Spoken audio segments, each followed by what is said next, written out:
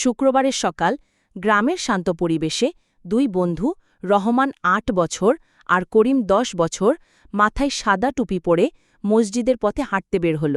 রাস্তার দুই পাশে সবুজ গাছপালা, পাখির ডাক আর হালকা বাতাসে চারপাশটা ছিল মনোমুগ্ধকর।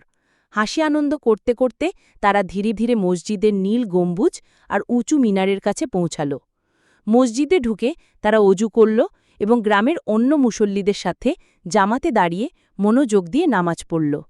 নামাজ শেষে সবাই মিলে হাত তুলে দোয়া করল, আল্লাহ যেন সবার জীবনে শান্তি ও বরকত দান করেন। দোয়া শেষ করে রহমান ও করিম মসজিদের আঙিনায় বেরিয়ে আসল। সেখানে কয়েকজন গরিব মানুষ বসেছিল। তারা নিজের ছোট্ট সঞ্চয় থেকে টাকা বের করে তাদের হাতে দিল। তারপর গ্রামের লোকজনের সাথে খোলাখুলি করে কথা বলল, কারুর সাথে হাত মেলাল, কারুর খোঁজখবর নিল। মানুষজন খুশি হয়ে তাদের দোয়া দিল।